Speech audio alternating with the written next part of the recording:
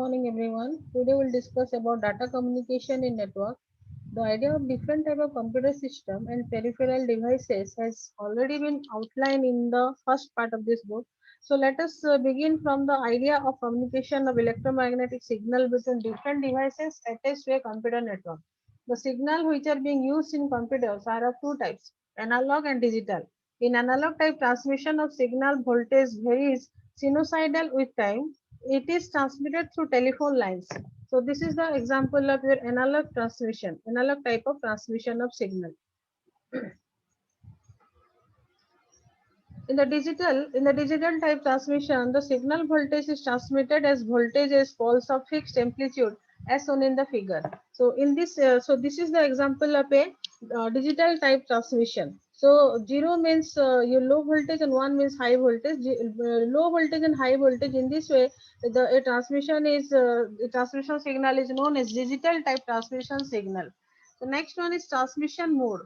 Today's computer generate data in digital form which are transmitted in between devices in binary format. Further, the transmissions of binary data across the link are carried either in parallel modes or in serial mode.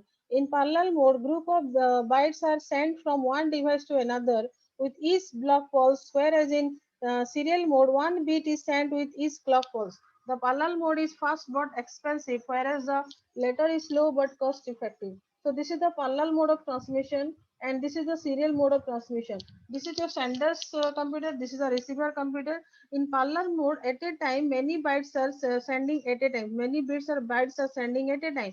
But in the serial mode transmission, one byte send at a time. After that, after one byte completely transmitted, then another bit is again start transmitted. So in the serial mode, one by one bit is transmitted. But in parallel mode communication, at a time many bits can be sent. So today's computer generates data in digital form, which are transmitted in between devices in binary format. Further, the transmission of binary data across the links are carried either in parallel mode or in serial mode. In parallel mode, group of bits are sent from one device to another with each block pulse, whereas in serial mode, one bit is sent with each block pulses. The parallel mode is fast but expensive, whereas the latter is slower but cost effective. Apart from these two types of transmission, the direction of signal flow between two linked devices are basically of three types. First is simplex and half duplex and full duplex. In the simplex mode, in this mode, data travel in one direction. That is, communication is unidirectional. We cannot send a message back to the sender. Unidirectional communication is done in simplex system, like your land speaker, television broadcasting, television and remote keyboard and monitor, etc. And half duplex mode is, in this mode, data travels in both direction but at a time. That is when the sender is sending the data, then at the same time we cannot send the sender our message. The data is sent from one direction. Then example of half duplex is walkie talkies, in which messages are sent in both the direction but one at a time. Next is full duplex mode. In this mode data can be sent in both directions simultaneously. Then telephone networks, in which there is communication forward to two person by telephone line, though which both can talk and listen at the same time in an example of full duplex transmission. Next one is transmission medium. In the computer network, computer have to exchange information data among themselves. The information being in form of electromagnetic signal can travel through vacuum, air or other transmission medium from one point to another point, from the source to receiver in a network. A transmission medium can be wire or wireless. Guided media, depending upon their construction type, wire media can be classified into three categories. First one is twisted pair cable, then coaxial cable and fiber optics cable. In the twisted pair cable or Ethernet cable, it is invented almost a century ago by Alexander Graham Bell. This is a pair of insulted copper wires twisted over each other in a spiral pattern. The twisted cabling design helped to reduce noise from outside source and crosstalk on multi pairs cable and making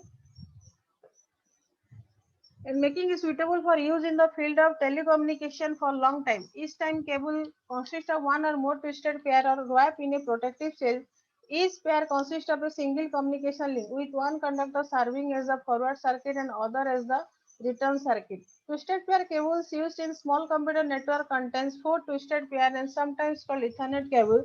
These pairs are color coded and it used to connect to a computer through RJ45 connector. Two types of Ethernet cables are used to connect devices to hubs and switches in a network: crossover cables and straight through cables. So this is straight through cables and this is your crossover cable. Here one to one the straight cable is connected and here the cables are connected crosswise.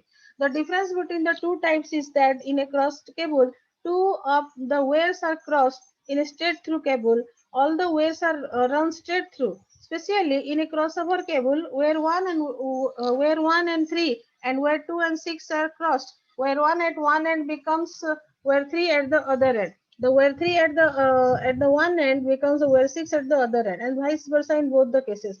Computer in a network is connected to a hub through straight through cables, whereas crossover cable directly connected to Ethernet network device PC to each other. Ethernet crossover cables support temporary host-to-host networking in situation where an intermediate device like a network router is not present. Twisted pair cable are of four types: unshielded twisted pair and shielded twisted pair. So individual pairs are not shielded within cable in case of UTP. On unshielded twisted pair, the short form is UTP, and the shielded twisted pair, the short form is STP. STP adds a conductive layer, typically metal foil, surrounding either each pair or the entire cable. This ladling help reduces interference interfere from electrical source outside the cable. These cables are low cost and being used to set up small network. A cable can carry data up to a length of 100 meters. Comparative characteristics are given in the table 1. So this is the UTP cable and this is the STP cable, unshielded twisted pair and shielded twisted pair. Next is coaxial cable. This cable has an inner conductor, a copper wire surrounded by a woven. This is a copper wire. This cable has an inner conductor, copper wire surrounded by a woven braided metal shield or foil working at the outer conductor, braided conductor. Both the conductors share a common central axis, hence the term coaxial. The central conductor is electrically insulated from the outer conductor by an insulating film material.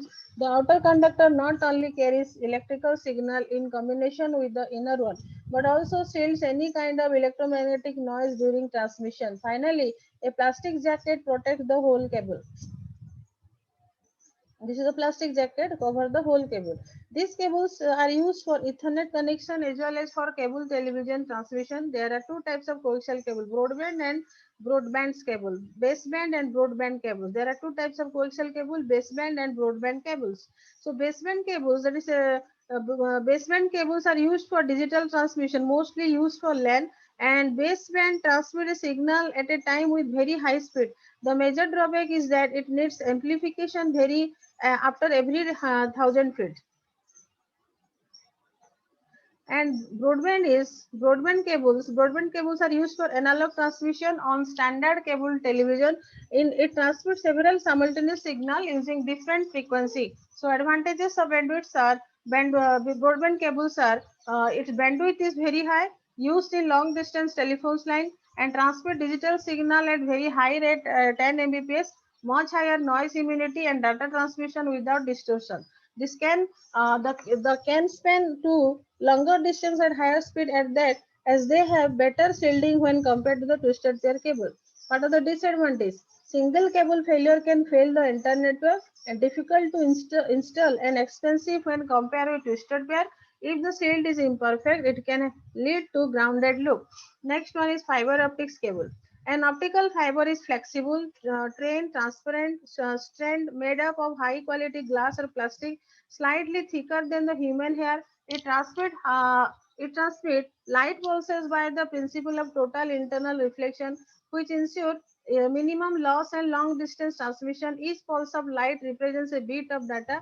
These fibers are arranged in bundles of hundreds of thousands to form a cable, which is protected by an outer jacket. So this is the fiber optics. This is the core. It is again surrounded by cladding, and this is your buffer coating, and this is outer is the jacket. So the optical fibers cable has the following parts. First is core and another is cladding and another is buffer coating. What is core? It is the thin glass. These are the thin glass or plastic rod that the center through which the light travels, through the light travels.